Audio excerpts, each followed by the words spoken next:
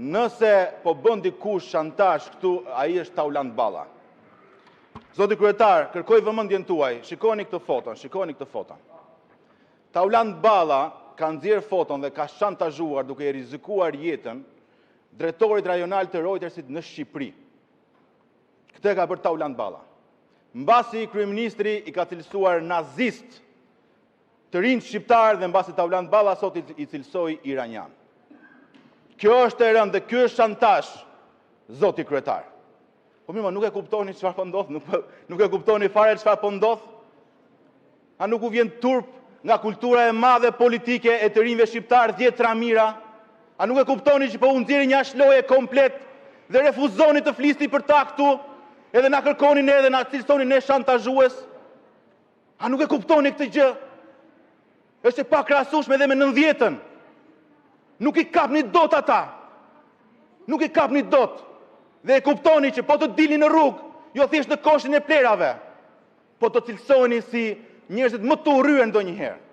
Nuk e ndalni dot atë që kanë nisur. Është e jashtëzakonshme. Është për te një pranvere shqiptare. Kjo protestë, kjo lëvizje po ndërton Shqipërinë e dekadave të ardhshme dhe mirë kush nuk e kupton këtë gjë. Dhe mirë ata që i shantazhojnë, të rinj shqiptar. Ndaj thirrja ime është për ta.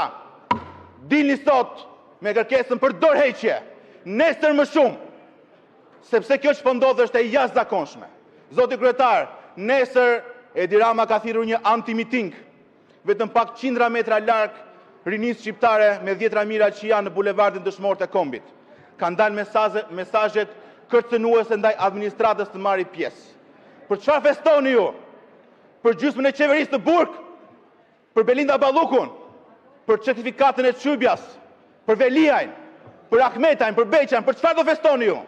Që e mbushit të parlamentit turpit me kriminalë përdhënues. Kujtoni se harrojnë ata të rinj. Çfarë keni bërë ju? Dhe sot i cilësoni shantazhues, nazist. Ju do përfundoni më keq se si përfundoi elita komuniste në 90-s, ata nuk i gjeti asgjë. Ndaj matuni mirë, sepse ky uragan rinie do ta heqi para këtë parlament të turpshëm. Turpi për ju. Zoti Balla, replikë.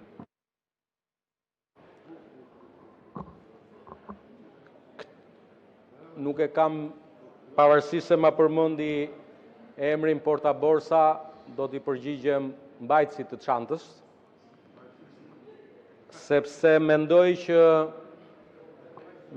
që e para, sa i përket agjensisë më të madhe në botë lajmeve Reuters, kam komunikoj çdo ditë me drejtuesin e zyrës së Reuters në Tiranë.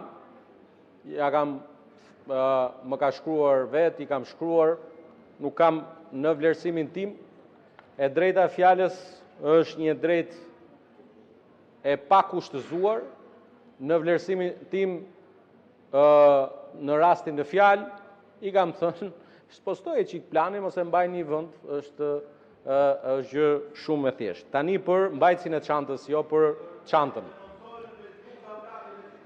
Tani që ta dini të gjithë këtu, ky Agron Shehaj që bërtet, ky ka hall tjetër, s'ka lidhje fare me protestën.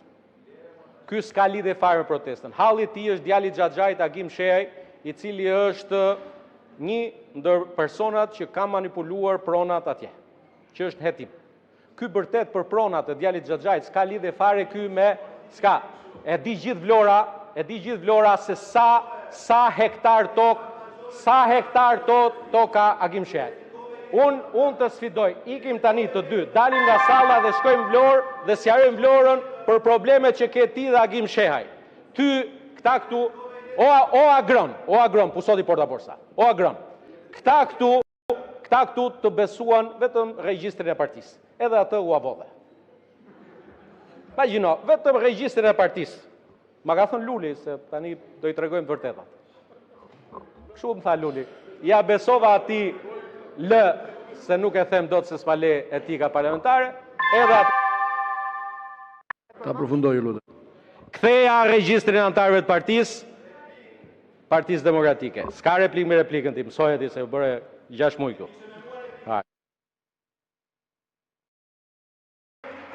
Zoti Redi Muçi. Po replik mire. Zoti Balla foli për replik.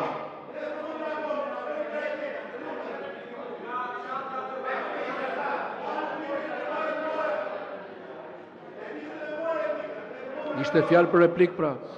Replik mi replik nuk ka.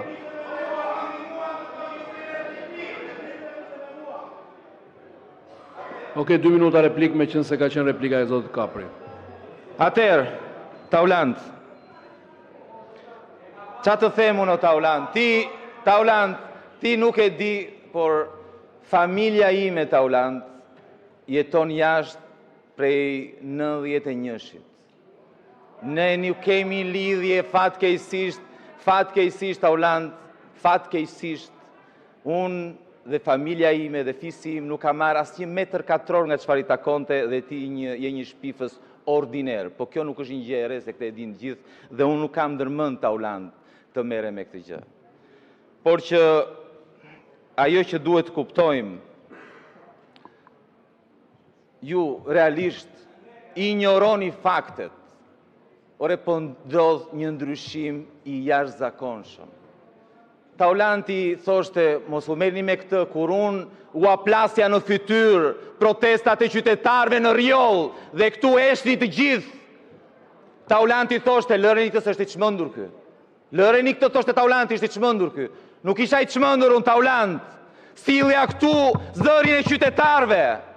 Ata që sot duan kokën tuaj, që ju duan në burg dhe do shkoni në burg.